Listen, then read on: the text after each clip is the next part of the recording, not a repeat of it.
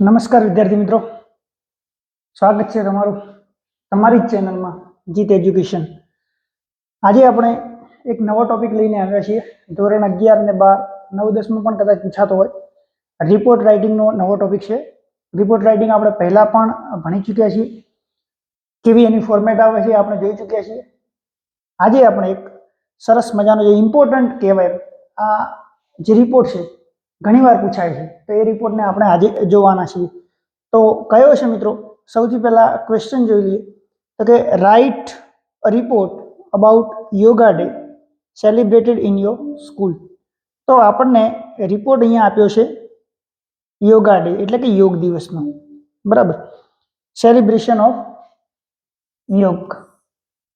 તો યોગ દિવસ સેલિબ્રેટેડ ઇન યોર સ્કૂલ, તમારી શાળામાં જેનું સેલિબ્રેશનથી ઉજવણી થઈ એના વિશે આપણે રિપોર્ટ એટલે કે અહેવાલ લખવાનો છે.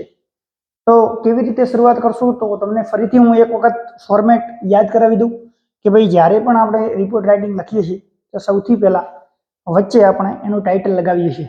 તો ટાઇટલ જે પણ હોય, જેમ કે સેલિબ્રેશન ઓફ કરી અને પછી જે દિવસ હોય, પછી આપણે લેફ્ટ હેન્ડ સાઈડ તારીખ અને પ્લેસ એટલે કે સ્થળ આ બંને લખવાનું થાય. પછી એનો ઇન્ટ્રોડક્શન શરૂઆત કરવાનું થાય કે ભાઈ કેવી રીતે તમે દિવસની શરૂઆત કરી, પછી સ્ટેપ બાય સ્ટેપ આપણે એ ઘટનાને દર્શાવતા જવાનું.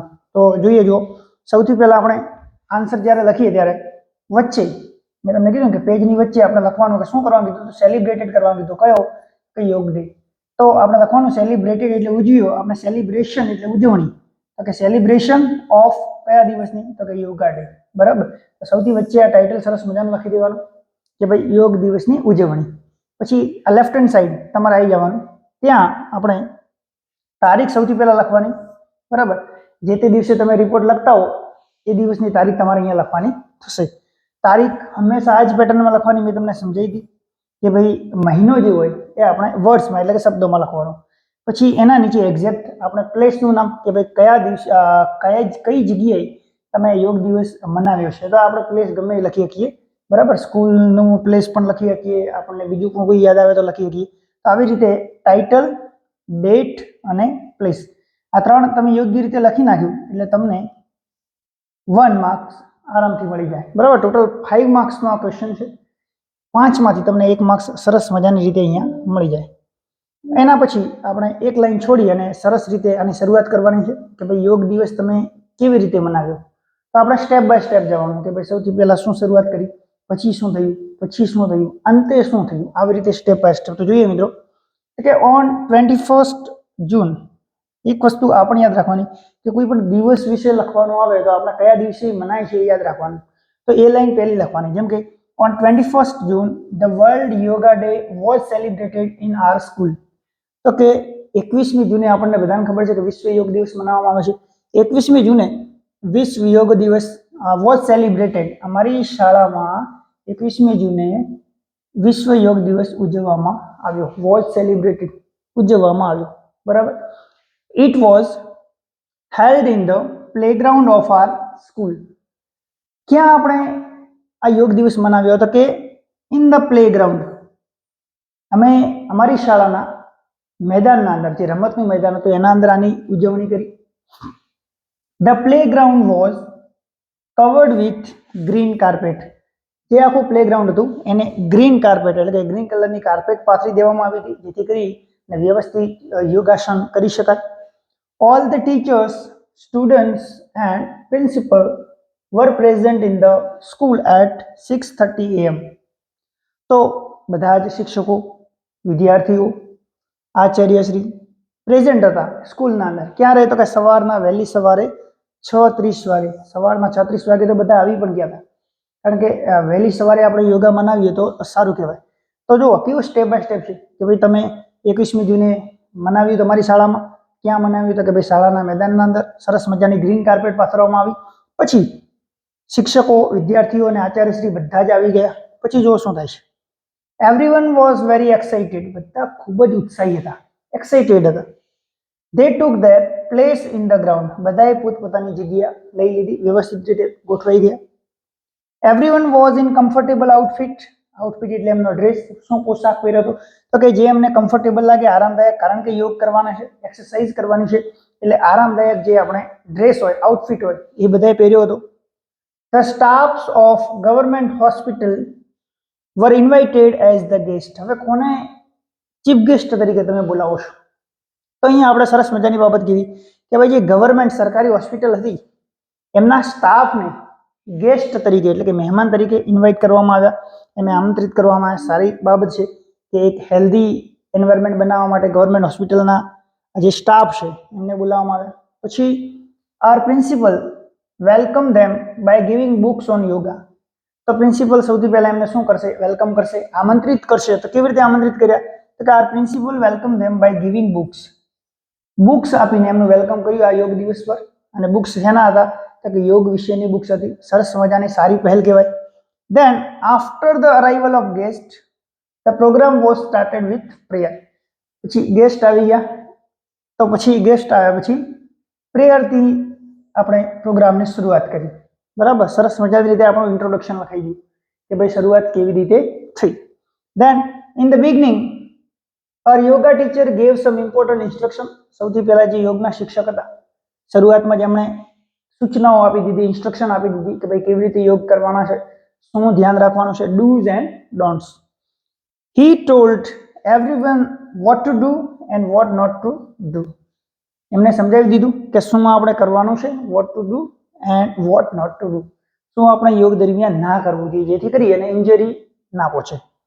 our yoga teacher perform different yogasana and guided by giving necessary instructions. પછી જે યોગ શિક્ષક હતા એમને અમુક ડિફરન્ટ એટલે અલગ અલગ યોગ પરફોર્મ કરીને બતાવ્યા and guided by giving some necessary instruction, અને અમને જરૂરી હોય ત્યાં ઇન્સ્ટ્રક્શન સૂચનાઓ પણ આપી રહ્યા હતા. He also gave us detailed information about આસન એન્ડ ઇટ્સ બેનિફિટ્સ. સાથે સાથે એમણે અમને ડિટેલમાં ઇન્ફોર્મેશન આપી, માહિતી આપી અમુક આસન વિશે અને એમના શું બેનિફિટ્સ છે, એમના શું ફાયદાઓ છે એના વિશે પણ અમને માહિતગાર કર્યા. તો યોગા ટીચર જે હતા એમને સારી એવી માહિતી બધાને પહોંચાડી. દેન વી ડીડ યોગાસન ફોર 1 hour. 1 કલાક સુધી અમે બધાએ યોગ કર્યા. In the and a guest gave a speech. છેલ્લે અમારા જે મહેમાનો હતા એમને સ્પીચ આપી, ભાષણ આપી. શું આપ્યું? તો કે he told us about the glorious history of yoga and inspired us to do yoga daily.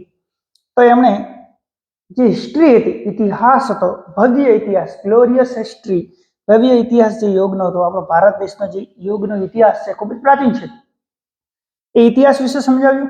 And inspired, અને અમને પ્રેરણા આપી ટુ ડુ યોગા ડેઇલી. તમારે યોગ દરરોજ કરવો જોઈએ એવી ઇન્સ્પિરેશન અમને આપી. Then our principal also gave us a short but memorable speech. પછી જે આચાર્ય હતા એમને પણ સ્પીચ આપી, એકદમ શોર્ટ ટૂંકમાં પરંતુ એકદમ યાદગીરી રહી જાય એવી સ્પીચ એમણે આપી. He told us about the importance of yoga.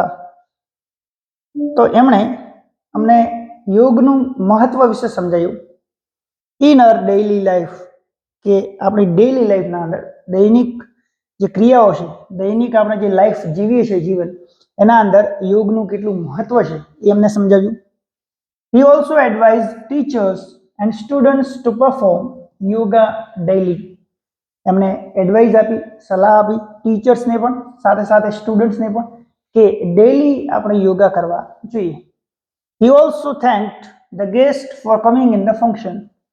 આચાર્યશ્રીએ આભાર માન્યો મહેમાનશ્રીઓનો કે તેઓ આ ફંક્શનમાં આવ્યા. જર્નલિસ્ટ એન્ડ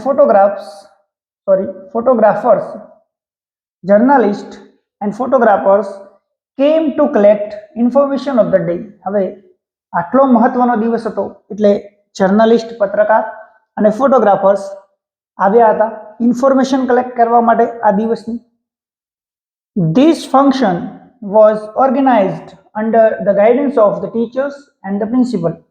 તો કે આ જે ફંક્શન આપણે ઓર્ગેનાઇઝ કર્યું અમે સરસ મજાનું, એ ગાઈડન્સમાં ટીચર્સ અને પ્રિન્સિપલના ગાઈડન્સમાં એમના માર્ગદર્શન હેઠળ કર્યું. Everyone praise the function. બધાએ ખૂબ જ વખાણ કર્યા કે ભાઈ ખૂબ જ સરસ મજાનું તમે આયોજન કર્યું છે, પ્રેઝ કર્યું, વખાણ કર્યું. Our principal also congratulated school family for the success of the function. અને જે આચાર્યશ્રી હતા એમને અમને સ્કૂલના પરિવારને, આખા એક પરિવાર છે સ્કૂલ, ટીચર્સ, સ્ટુડન્ટ્સ, બધાનો પરિવાર, તો એમને કોંગ્રેચ્યુલેશન્સ આપ્યા કે ભાઈ ધન્યવાદ તમને આ ફંક્શનને સક્સેસફુલ બનાવવા માટે. So it was a well spent day. ખૂબ જ સરસ મજાનો દિવસ, અતિ મહત્વનો દિવસ અમારા માટે બની રહ્યો. તો આવી રીતે સ્ટેપ બાય સ્ટેપ આપણે યોગ દિવસનો રિપોર્ટ એટલે કે અહેવાલ લખી શકીએ છીએ. બરાબર. ફરીથી રિવિઝન કરવું કે ભાઈ સૌથી વચ્ચે ટાઇટલ લખવાનું, ધેન ડેટ, ધેન પ્લેસ, પછી આપણે ઇન્ટ્રોડક્શનથી શરૂઆત કરવાની કે શરૂઆત કેવી રીતે થઈ, સ્ટેપ બાય સ્ટેપ આપણે ઘટનાને સમજાવતા જવાનું, અને લાસ્ટ ઇન ધ એન્ડ તમને આ પ્રોગ્રામ કેવો લાગ્યો એ તમારે બતાવવાનું. તો આવી રીતે આપણે રિપોર્ટ રાઇટિંગ લખવાનું થશે. જે આપણે આ પેરેગ્રાફ લખ્યા એ બધા પેરેગ્રાફના આપણને 4 એટલે કે 4 માંથી આપણને અનુકૂળ જેવું તમે લખ્યું છે એ પ્રમાણે તમને માર્ક્સ મળશે. તો આવી રીતે આપણે રિપોર્ટ રાઇટિંગ લખશું. આઈ હોપ કે તમને ખ્યાલ આવી ગયો છે, બધાને સમજણ પણ પડી હશે. નેક્સ્ટ વિડીયોમાં આપણે ફરીથી મળીશું. ત્યાં સુધી ધન્યવાદ.